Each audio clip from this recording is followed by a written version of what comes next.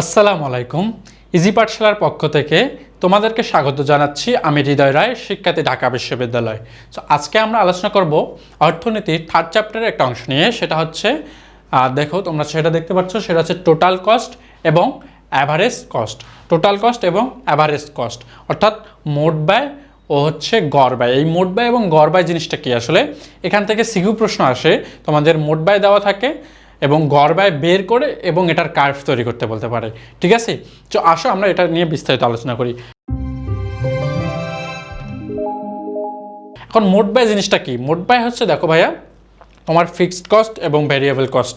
আমি দুটা জিনিস বলি, দেখো, total fixed cost plus total variable cost. এখন দেখো টিএফসি হচ্ছে টোটাল ফিক্সড কস্ট এবং প্লাস টোটাল ভ্যারিয়েবল কস্ট, অর্থাৎ পরিবর্তনীয় ব্যয় এবং স্থির ব্যয়। স্থির ব্যয় এবং পরিবর্তনীয় ব্যয় যোগ করলে আমরা পেয়ে যাই টিসি, অর্থাৎ টোটাল কস্ট, মোট ব্যয়। ঠিক আছে, এখন এই মোট ব্যয় যখন তোমার দেওয়া থাকবে এবং মোট ব্যয় থেকে তুমি গড় ব্যয় কীভাবে বের করবা এবং গড় ব্যয় থেকে সেই গড় ব্যয় রেখা কীভাবে তৈরি করবা, আমরা এটা জানবো আজকে। ঠিক আছে, দেখো তাহলে আমি যদি একটা সূচি কল্পনা করি, দেখো আমি একটা জাস্ট সূচি কল্পনা করলাম। ঠিক আছে, সূচিটা হবে তোমার, দেখো কিউ থাকবে, কিউ হচ্ছে উৎপাদনের পরিমাণ, এবং তোমার টিসি থাকবে এবং এখানে তোমার এসি থাকবে, অর্থাৎ টোটাল কস্ট এবং অ্যাভারেজ কস্ট। তাহলে দেখো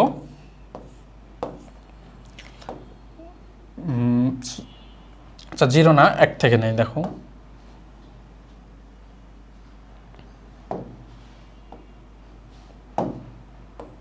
দেখো 1 2 3 4 5।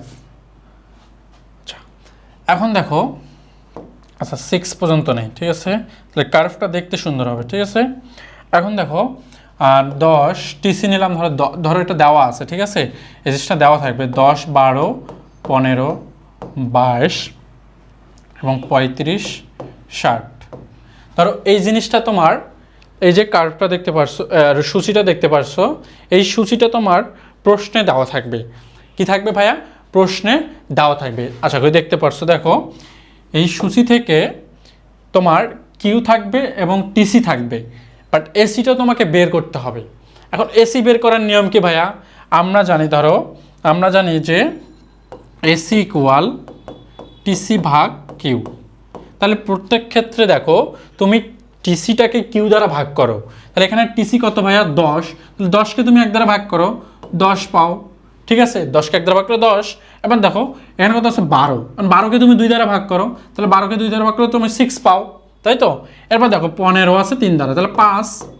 এবং দেখো 22 আছে, তাহলে 22 আছে তুমি 4 দ্বারা যদি ভাগ করো তাহলে 5, 4 5 20 এবং হচ্ছে তোমার ওদিকে 0.5 করে আসে। ঠিক আছে, তাহলে 5.5, 5.5। ঠিক আছে, এবং দেখো 5 7 35 এবং এটা হচ্ছে 10। তাহলে দেখো টিসি আছে, কিউ আছে, তুমি সুন্দর করে এসির মানটা বের করলা। করার পর তোমার এখন কাজ কি ভাইয়া? এখন কাজ হচ্ছে তোমার কার্ভ তৈরি করা। এখন কাজ হচ্ছে কার্ভ তৈরি করবা। ঠিক আছে, কার্ভ তৈরির ক্ষেত্রে আমাকে লম্ব অক্ষ ভূমি অক্ষ নিতে হবে এবং আমার মূল বিন্দু হচ্ছে 0। এখন লম্ব অক্ষে কী নেব এবং ভূমি অক্ষে কী নেব?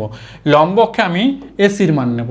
ঠিক আছে, যেহেতু আমি, আচ্ছা, যে জিনিসটাকে বের করতে হয় সেই জিনিসটাকে আমরা সবসময় লম্ব অক্ষে রাখবো এবং ভূমি অক্ষে আমি কি রাখবো?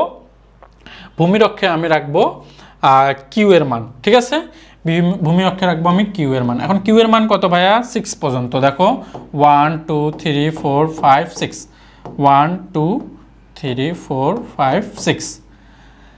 এরপর দেখো যখন তোমার কিউ এর মান 1, যখন তোমার কিউ এর মান 1, তখন তোমার এসি কত ভাইয়া? 10। তাহলে দেখো সর্বোচ্চ এসি আছে 10 পর্যন্ত। তাহলে দেখো 10 পর্যন্ত যদি আমি দেখি, তাহলে আমাকে নিতে হবে, দেখো 1 2 3 4 5 6 7 8 9 10। ঠিক আছে, তাহলে এই যে 10 9 8 7 6 5 4 3 2 1। তাহলে এই যে আমার 10 পর্যন্ত নেওয়া শেষ। এবার কাজ হচ্ছে, যখন আমার কিউ এর পরিমাণ 1, তখন আমার এসি কত ভাইয়া? 10। তাহলে কিউ এর পরিমাণ যখন 1, কিউ এর পরিমাণ যখন 1 ভাইয়া, দেখো কিউ এর পরিমাণ যখন 1, তখন আমার এসি কত ভাইয়া? 10। তাহলে যখন 1 তখন 10। ঠিক আছে, এরপরে নেক্সট দেখো যখন 2 একক তখন আমার 6 একক, ঠিক আছে? তাহলে যখন 2 তখন আমার হচ্ছে 6 একক। নেক্সট দেখো যখন হচ্ছে 3 তখন আমার কত ভাইয়া 5, যখন 3 তখন হচ্ছে আমার 5। এরপরে যখন ভাইয়া যখন 5 তখন 5.5, সরি যখন 4 তখন হচ্ছে 5.5, অর্থাৎ 5.5 হবে এই যে এই বরাবর, ঠিক আছে? এই বরাবর। এবার দেখো যখন 5 একক কিউ তখন হচ্ছে 7, তখন হচ্ছে কত 7, ঠিক আছে? যখন 5 একক তখন হচ্ছে 7, যখন 6 একক তখন হচ্ছে 10, যখন 6 একক তখন হচ্ছে 10। এখন দেখো ভাইয়া সবগুলো বিন্দু এখন তুমি জাস্ট যুক্ত করে দাও। দেখো এখান থেকে শুরু, তাহলে এখান থেকে শুরু এই বিন্দু, এই বিন্দু, এই বিন্দু দিয়ে, এই বিন্দু দিয়ে, এই বিন্দু দিয়ে, এই বিন্দু। এখন দেখো ভাইয়া এই যে শেপটা দেখবা তোমার ইউ আকৃতির। তাহলে এই যে দেখো এভাবে একটা প্রশ্ন আসতে পারে, তাহলে এসি রেখা, দেখো এসি রেখা বা এসি রেখা বা গড়বায় রেখা, এসি রেখা অথবা গড়বায় রেখা ইউ আকৃতির কেন? এই জিনিসটা কিন্তু আসে, খ নাম্বারে আসে। তাহলে খুব মনোযোগ দিয়ে শুনো। তাহলে এসি রেখা দেখতে হচ্ছে ইউ শেপ, ঠিক আছে? ইউ আকৃতির হয়। তাহলে এই প্রশ্নটা আসে যে ইউ আকৃতির কেন হয়, অর্থাৎ এই জিনিসটা হচ্ছে ব্যাখ্যা হচ্ছে দেখো প্রথম দিকে উৎপাদন বেশি হলেও একটা নির্দিষ্ট সময়ের পর কমে, এবং কমার পর আবার একটা নির্দিষ্ট সময় পর আবার সেটা কি হয়, বৃদ্ধি পায়। তাহলে দেখো উৎপাদন একটা নির্দিষ্ট সময়ে উৎপাদন বৃদ্ধি থাকে, এবং আবার একটা নির্দিষ্ট সময় সেটা আসলে কমে আসে, এবং কমে আসার পর আবার একটা নির্দিষ্ট সময় সেটা বৃদ্ধি পায়। দেখো প্রথম দিকে যখন 1 একক ছিল তখন হচ্ছে 10, এসির পরিমাণ কষ্ট কত ছিল, গড় কষ্ট ছিল কত 10, তখন দেখো আস্তে আস্তে কমছে এবং 5 পর্যন্ত আসছে, এবং 5 পর্যন্ত আসার পর সেটা আবার বেড়ে আসছে 10-এ চলে গেছে, ঠিক আছে? তাহলে একবার কমবে এবং আবার বৃদ্ধি পাবে। তাহলে এসি রেখা কীরকম দেখতে, ইউ আকৃতি, এটা এমসিকিউতে আসতে পারে। এবং এসি রেখা তৈরি করার ক্ষেত্রে এসি মান এবং রেখা তৈরির জন্য আশা করি তোমরা এটা বুঝতে পারছো, তোমার কিউ থাকবে, টিসি থাকবে, তুমি কি এসি বের করবা এবং এসি বের করার পর জাস্ট কার্ভ তৈরি করবা। আশা করি তোমরা বুঝতে পারছো এই জিনিসগুলো।